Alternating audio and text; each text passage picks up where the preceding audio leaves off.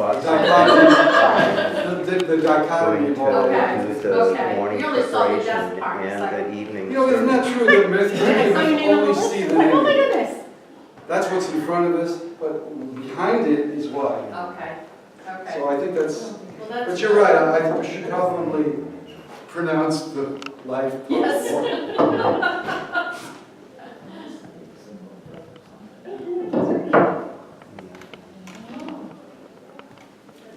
So this is my first time here.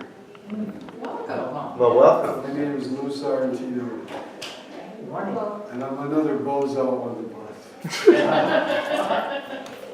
As are some of us. You think? We're all in that tribe?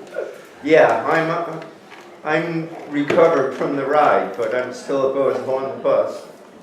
Yeah, baby. We're all bozos on this bus. Yeah. I just want you to know this is a very serious matter. And there will be no joviality here today. Okay? Anybody who does not want to recover, boom, okay, big girl right up. Woo! I just think laughter therapy, there is a form of laughter yoga, and we use that a lot in integrated medicine at Connecticut Valley Hospital where we work. But I also travel around the United States and the world a couple of times to do kind of things like this because we need, something different, right? Because like we just heard, when somebody noticed that my bag that I was given at my job said death, and then on the other side, it said, someone gave me that, said, this is you, Lou. So I'm keeping this next to my desk, and it kind of like reminds me that what I'm seeing that's really negative, many people are severely addicted. I have to talk to sometimes some of those people who do kill people. And while my heart doesn't really begin with compassion for them, when I hear their story, I say, if I was in their shoes, what would I do? I'd like to believe I wouldn't, but who knows what any of us would do. And that's why I've got to look at the world through different eyes. You think? Sometimes our experience makes our own perception a little clouded, you think? A little, oh yeah, I see things the way they really are. Really? This is about as silly as what I'm doing here, to even think that I can really see the truth in you or the world all the time. But on the end of it, sometimes the silliest things can be really helpful. In my addiction services, I use this little prop that I got in my little childlike place. And it occurred to me, this is how we see our lives. It's colorful. There's a little light now and then. Yeah, I wish I could get out of this place, this marriage, this job. Oh, if I could only get out of this body full of pain. And we see only the things that are very right in front of us. There's a little bit of color to it, but it's a little bit dismal. But as we open our minds, what happens? Wow. We see the bigger world. I see your face. I see your perspective. I see your love. I feel your empathy and your compassion.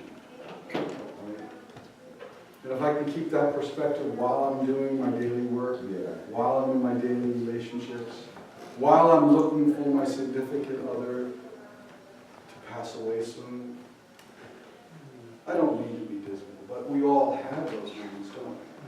And many of you have gone through much more than me, so I'm looking to you to get your energy and get your love to help me through this moment. It was really wonderful to be able to come here. And usually the hospital I work at lets you stay, but with all of the budget cuts, they stopped doing the stay over. And I had to come to a little place here in town. And little did I know my daughter was in the room 2 places away. And I hadn't spent really any time with her in a couple of months, and maybe years before that, because she had some similar problems I did. And I was able to bring her here to this church to meet you. What an authentic bit of compassion and empathy. So I say that as an introduction to just say that I am with you. I am one of you. In may not know me, but we have the same experiences in life. Very similar, losses and joy. So let's begin a little bit of meditation today.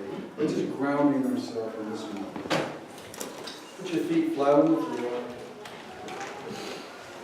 To the best of your ability, keep your back straight. Anything on your hands, put it down. Just for this moment. You hear the sounds, you see the light, just notice them through your closed eyes. Take a deep breath.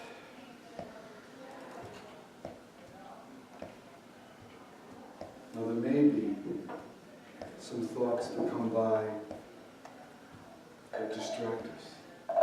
There may be a sound. Tells us it's one thing. In the Amazon rainforest, in the morning light, in the mist, the frogs come out. And the males, who are usually very protective, hear this, and they expose themselves to danger, thinking it's their ideal mate. And the tribe men laugh around the fire later as they're eating. And think about, as we meditate today, how are the things that you think you need really just an illusion? Maybe they're just distracting you from what really is right now.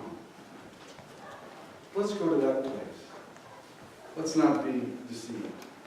Let's not allow ourselves to be distracted. We can make a choice. Take a deep breath and return to that place.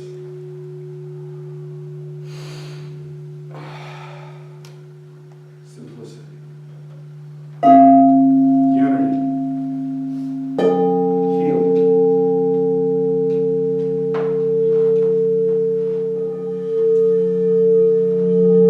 If a thought comes, notice it. Return to your breath.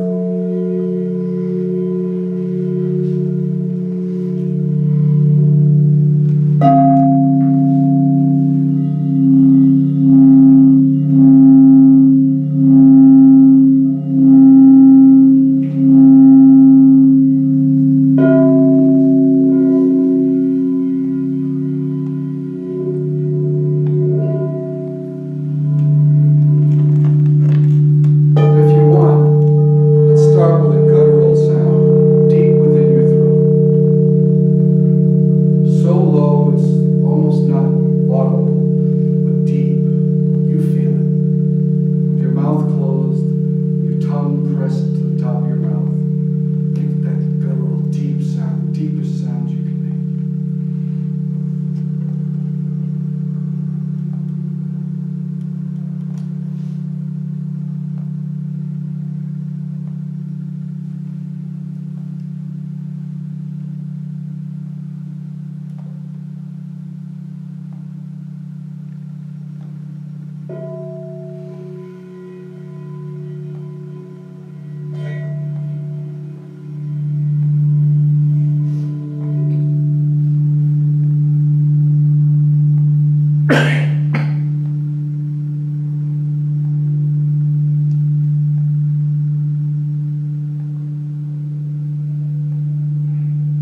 So on a deep heart level, we just connect. This is a sound any of us can make, even in a busy meeting, time in the conversation. No one else needs to hear it.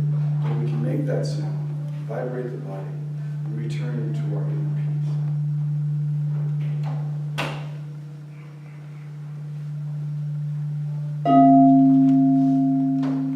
But on the other hand, we can make a high sound. Let's try to make a high sound. Take a deep breath.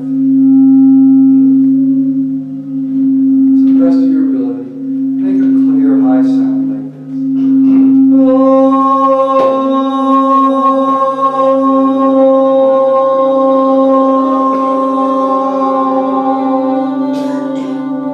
So even if you're not a singer, you can join this choir. Many times people say, oh, I'm not a singer, I can't do it. Well, you can do this. You can say, oh.